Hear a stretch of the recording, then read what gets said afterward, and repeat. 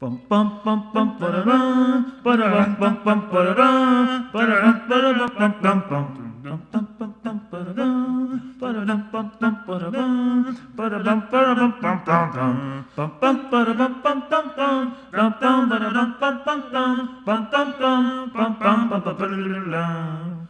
Bum bum bum bum bum bum, bum bum ba-da-dum bum bum bum, bum bum bum bum bum ba-da-dum.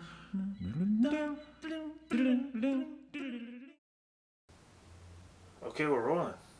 We're rolling. All right, we're rolling. We're live. All right, we're rolling. We're live. Gustavo, Adolfo, Uribe here. I'm gonna give you guys some music production tips. Actually, how to produce a album or an EP or whatever. So might as well because I've done it. So I'm pretty. I know the process, and this may help you if you're trying to getting started, or you need some, maybe there's some nuggets in here that might help you. I don't fucking know, whatever. Or maybe just interested and you're like, fuck it. What is the process of actually making a music album? Okay. So I got this cool whiteboard here. I got this shit on Amazon for like $10. It's pretty fucking cool. So I'm just like gonna use this whiteboard. All right. Um, okay. Let's get to the fucking point. You want to start with 10 songs, okay? That's a fucking music album here. Okay? Can you see that shit? Yeah, you can. Okay. 10. 10 fucking songs, okay? You need to have good fucking songs. Alright, you gotta write 10 songs or team up with somebody who's got the songs. 10 fucking songs. The reason I say 10 songs is because 10 songs is an album, okay? It's just enough songs to be an album, and if you go over 10 songs, then what happens is you start to go into fucking filler land, and filler land is where you have songs that are not that good, but they're on the album. I don't know why so many artists do that shit. It's like, dude, just put the good stuff out, you know what I'm saying? So for example, let's say like a Michael Jackson album, they're usually like about 10 songs in the album, and they're all really fucking good, okay? And he sold a lot of them. So that's why I stick with 10. Now you can go over if you want, but like I said, there's filler land, okay? So you get those 10 songs, all right? Now you got to figure out the arrangements of the songs. What's an arrangement? It's basically what instruments are gonna play what on what part of the song. Okay, this is really fucking important. You need to, before you even start recording or any fucking thing, you need 10 songs. Okay, and these songs can be on charts. If you're actually doing live music with people or whatever, and you have like, fuck, shit, the song sheets, it's basically like this, okay, just like a lines, and then you got like the chords and stuff, like whatever, blah blah blah, whatever. It's a chart, okay, it's a lead sheet. Or a chart. I don't know if you can see this. Let's put a lead sheet. And that's all you really need to fucking do for those 10 songs. And then have the lyrics, right? So you got the fucking lyrics. And then you got the lead sheet. This is really fucking important. So you got to do this shit as the first part of, it's called pre-production, okay? Because it's not produced yet. You're just getting the material together, right? So before you even spend the goddamn dime, you need to have 10 songs with the fucking lead sheets and the lyrics, okay? That's step one. Okay, fucking go on, get some Windex. Get some Windex, people.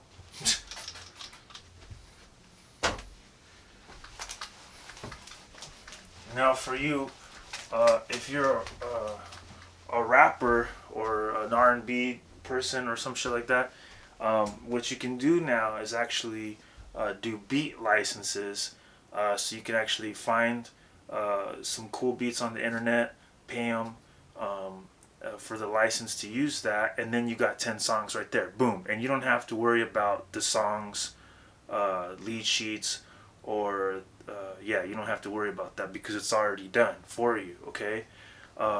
So I actually have some beats at my website, chateausholo.com. It's in the description. Best beats on planet Earth. Okay, check it out if you're looking for beats. All right. So let's move on to step number 2. Okay, you got the songs. Now you also need to get the artwork. Okay, the artwork. So let's talk about that shit. Now there's 2 ways to go. All right, you either get a this is a 2 ways to go. Either A, you get an actual photograph, or B, get a photograph, or B, you get a drawing or an artist, a visual artist to actually whip it up. Okay, so what I like to do is I do a sketch. Okay, I do a sketch. For example, like the Dummy Pop EP, right? It's basically a picture of my face with a lollipop that says the Dummy Pop. Okay. I actually had the idea of having me with a fucking lollipop and called it the Dummy Pop. That was my idea. So I basically, sketched it out. Or I took a selfie of myself, of my face, and then I sketched it out. And I'm like, here's my face, and here's a fucking lollipop. Here's my hair. And I kind of figured out, like, okay, the graphics for it, I was like, okay, well, I'm going to put my logo here.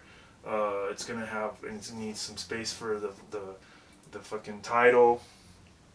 Yeah, you can see it. Okay, so basically, and then here's like my eyes and my mouth. And I took a selfie and I made a little sketch and I gave it to the artist, visual artist, is my friend Roger Lehman. He's the one who did the art, and he did a great job. And then we kind of went back and forth, and he was like, well, what kind of colors do you want? Blah, blah, blah, blah, blah. And then I had some other album designs and of colors of past the colors that I was looking for. So I had I had the Dylan and Lenny, I think that's their name. It's they're a reggaeton duo, and they had an album cover where it was like all kind of like them, like kind of like pop futuristic with like lots of blue and purple, and I really liked that colors. So I wanted to use those colors for the Dummy Pop, and you can see in the Dummy Pop there's purples, there's blue. It's a pastel, very pop pastel color scheme. Okay. And so basically, then the artist gets back to you, right, and then they send you a sketch or composition, like an outline, right, and then you as the artist, you're like, okay, yeah, cool, okay, now fill it in, blah blah blah. Then they do the real shit, and then whatever you decide to pay them, you know what I'm saying, you work that shit out. Obviously, if you're starting out and the artist is, you have to figure it out. Honestly, man, if I could pay them like $1,000, $10,000 to do an artwork for me, I would. But you're starting out, so I'm like, hey man, can you do this shit for like $100 or some fucking shit like that? And if they can, they can. And if they want to charge you more, they want to charge you more. Because when you're starting out, dude, everybody understands that there's a budget. There's a budget for getting shit done when you're starting out. You don't have the fucking budget because you're starting out. Once you're established, you got more money to throw around, right? Okay. So that is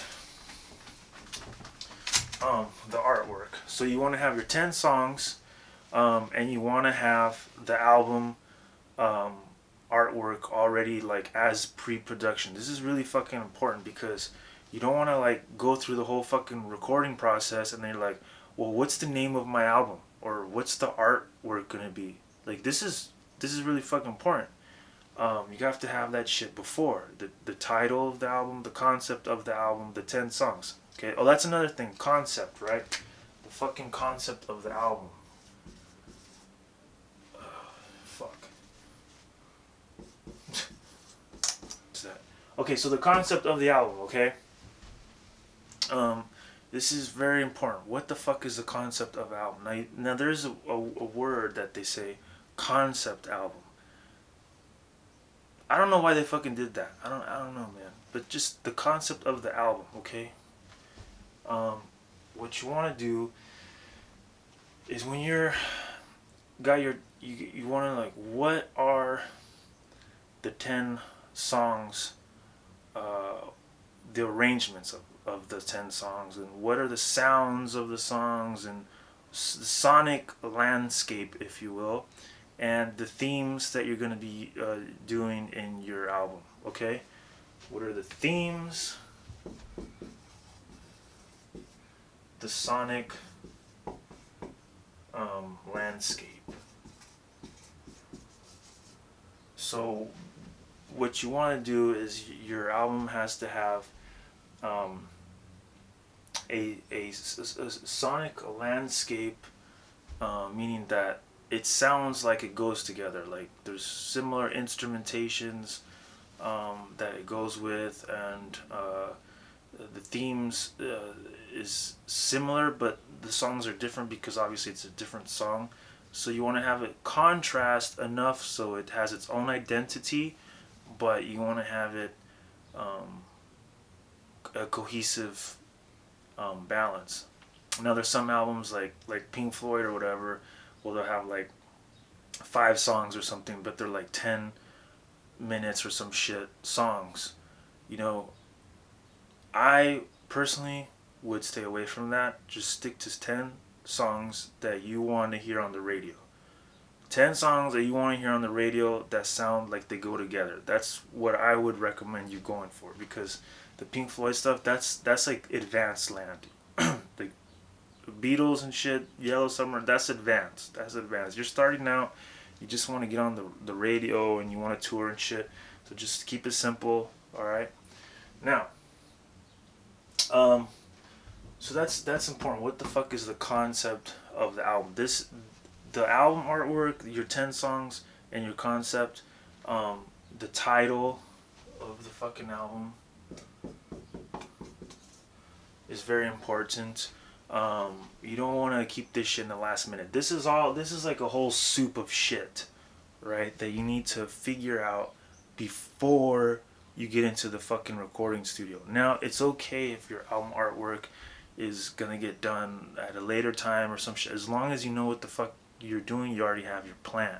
This is very important, the fucking plan. Okay?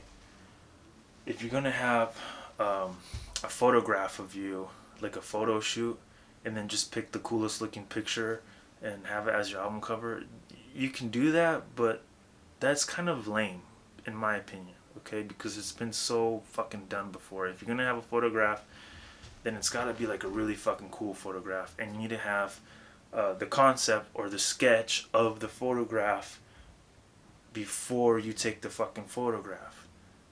For example, like there's a album cover, I think it was Born to Mac with Too Short, and he's just like him, and it's like a white background and this like sick Cadillac or some shit like that. That's fucking cool. That's fucking cool. Or like Tupac, All Eyes on Me. He's just doing this fucking West Side. That's fucking cool. Okay?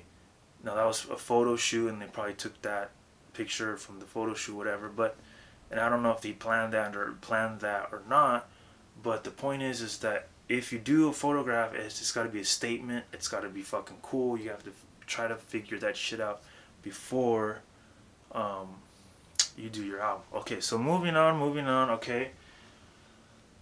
Alright, so now let's say you got your songs and shit figured out. So you got your lead sheets and your lyrics, right? Now this is really fucking important. Some songs may have different instruments in the song that you want to record, okay? Uh, Obviously, you want to get a producer to figure all this shit out for you, but because you're starting out, you probably don't have a producer, so you gotta produce your own shit. That's the purpose of this video, right? How to produce your own fucking album. Alright, so, you got go on Excel, Microsoft Excel, and you're gonna make a fucking chart, right? The fuck are you keep going in?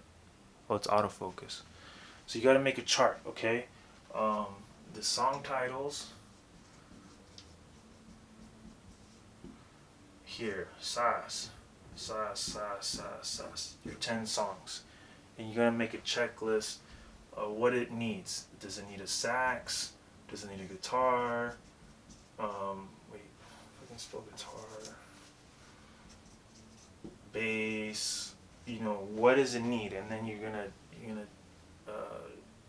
it needs this, it needs that, it needs that, blah blah blah blah blah blah blah. You need to make a checklist in Excel to help you figure out what you fucking need. Okay?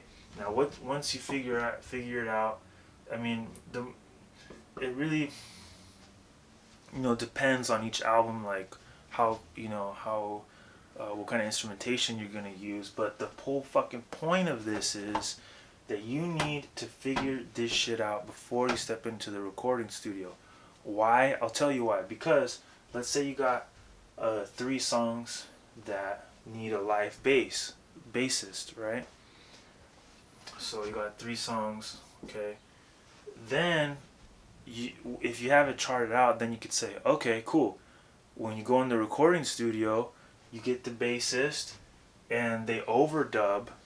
Okay, overdub means they just record it, not as an ensemble, just solo, solo.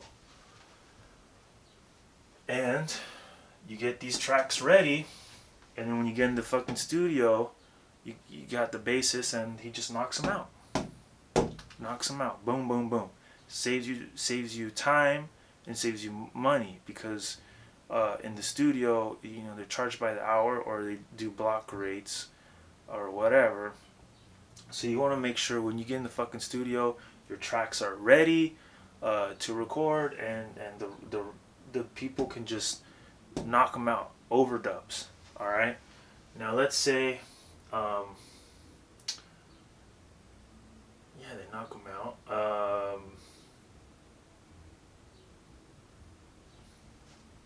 Yeah.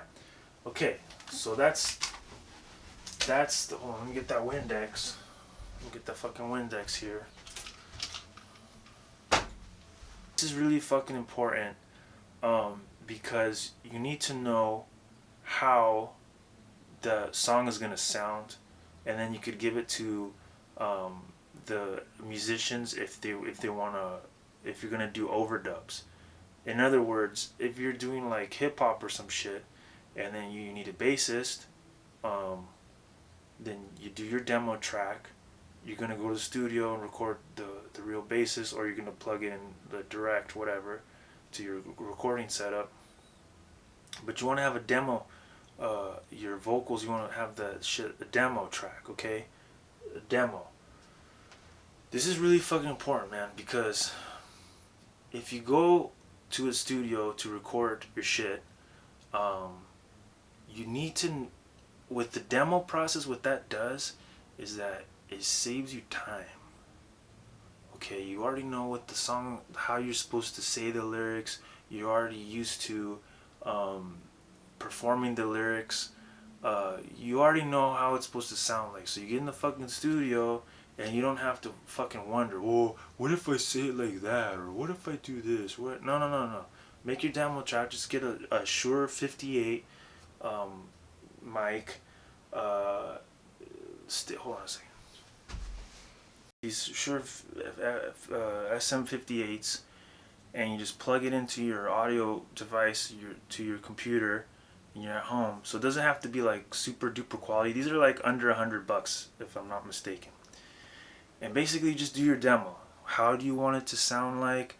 The vocal tones of it, the phrasing, all of that shit. You want to make demo tracks of the songs before you step into the fucking studio, okay?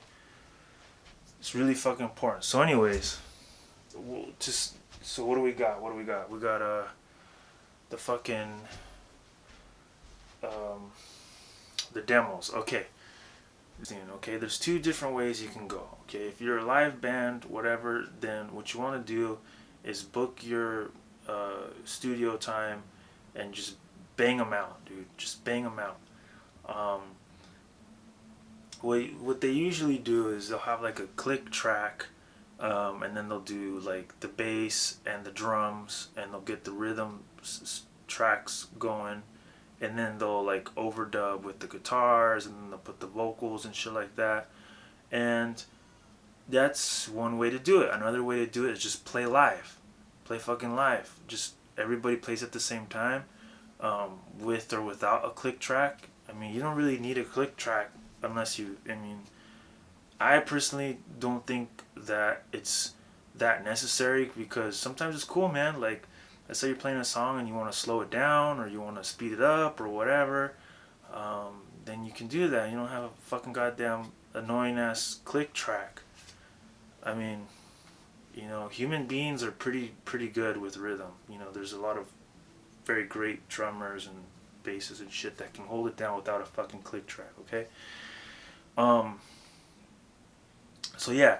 So if you do play live, which you can also do as a trick, is you get everybody playing together, and the singer sings as well. Now, if they have a separate vocal chamber in the studio, then that's cool. They can do that. If they don't, if you're recording a space where they don't have a separate vocal chamber, like for whatever reason, then that's okay, because you can get one of these fuckers and play with the band so they can hear you, whatever, and it gets recorded.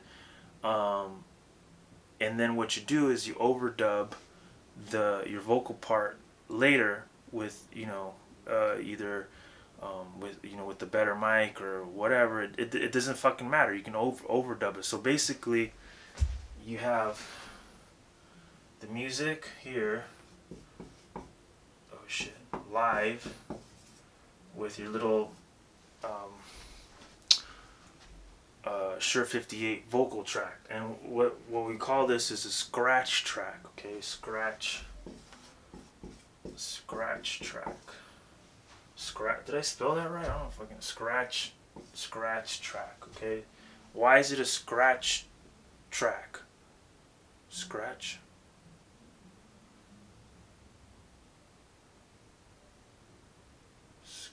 Trash. Scratch. Anyways, I kind of zoned out for a bit. Why is it a scratch track? Because you're gonna throw it away anyways, so it doesn't fucking matter. So that's why you can do that. Just get one of these fuckers, sing with your band, overdub it later. That's if the studio doesn't have a vocal booth. But here's an interesting part, is that it's actually a pretty good method anyways, because the vocals are the most important part of the song.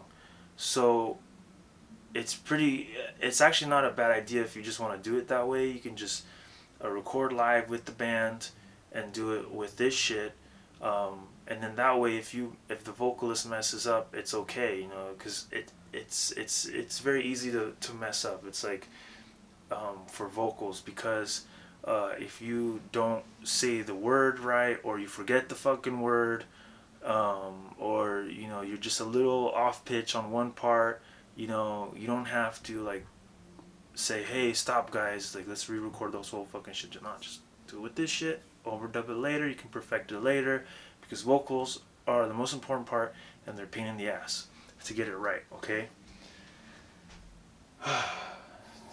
Recording an album, okay, in the studio is very different than performing live.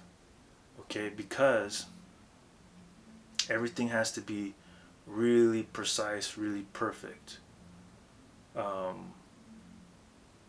Because when you're recording it, all those imperfections really stand out.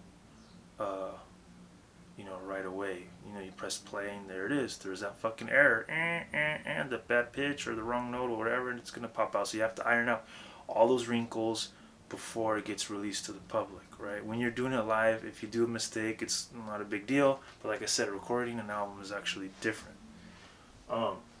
Okay, so you got your. This is a technique, right? The scratch trap music live, or let's say you're gonna overdub everything, okay? So let's say you got electronic drums, right? E drums. Like you're doing hip hop or pop or whatever the fuck it is, and you already got the drums, you got the bass, but you want to add maybe like a guitar or some shit, whatever. So there's two different ways. And then you could actually go to the studio, and then they could just record their guitar part on there, or you could plug it in to a home setup and record direct there. And then what you do is you add your effects digitally, like for example, contact, guitar. I don't know. There's all kinds of shit, and you just put your amp and put whatever you want it to sound like, and so direct line. That way you don't have to worry about microphones and shit. You just with the fucking just plug it in with a fucking wire to your digital interface, and then like I said, afterwards once it's already recorded, then you can add your effects digitally. Now and then same with the bass, blah blah blah blah. You can do direct. Okay. Now, the thing is this.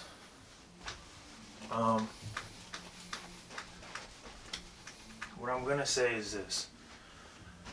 If you're doing an album, okay, you have to go to a professional recording studio to record. Okay. Yes, you can do the direct thing and overdub it, and if you have a really nice home setup to do the vocals in, then that's cool too. But the reason why I say go to a professional recording studio is because it's gonna sound professional. Okay, recording studio has got everything is soundproofed and shit. So and the electronics are good.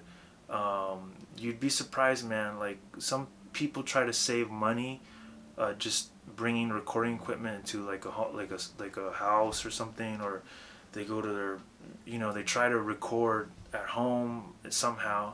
That shit doesn't work, bro. Shit doesn't work. The other thing with doing home recording is that it takes a lot of money and effort to make it sound good. And even if you make it sound good, it's still not going to be as good as a professional recording studio. So for me, like for example, I built a vocal booth in my room to finish my album, and I have it making it sound like to where the average person might not know, but I could hear the difference. There's and fuck it, you do what you got to do. I have reasons that I did that, but like I said, for you, if you want to record, if you want to do an album, then go to a professional recording studio. Now let's talk about budgeting here, okay? The average studio, professional recording studio, is going to be something like this: 75 to, let's say, 150, and then that's per hour. Okay, that's like kind of the going rate. Okay, if you find it cheaper than $75, it's not gonna be a professional recording studio. Maybe it is, and it's a good deal, but like I said, like a professional recording studio is gonna have a vocal um, ISO booth. Oops. In other words, the vocal chamber is separate from uh, the recording thing, right? The vocalist is here, and they're singing, and then the whole other bands is here doing like drums and guitar and shit, like the keyboard. They're in here, and this is a professional recording studio for music. And they also have really, really fucking great equipment, amps.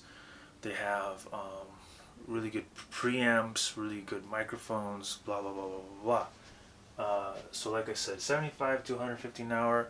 It could go more than 150, 50. I guess if it's like a really top end one, whatever. This is a basic rate. Okay, fuck it.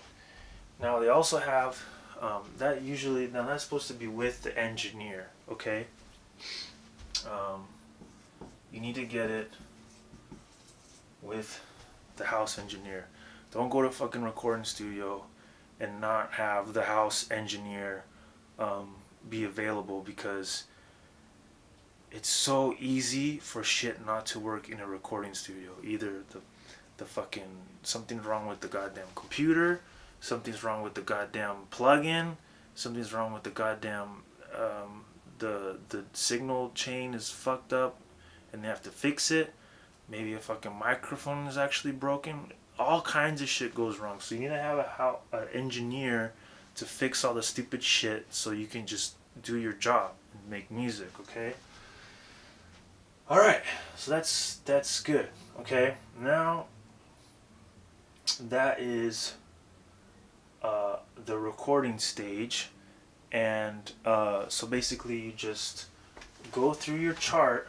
Let me get my Windex. So you go through your chart, the one that you made with all the songs and what instrument goes what. You go through your chart and you just start checking them all off. Okay, you record this song and that song and this song, and then before you know it, you finished recording all of the necessary parts to finish the album. That's why the pre-production process is so fucking important, because it saves you time and money in the studio.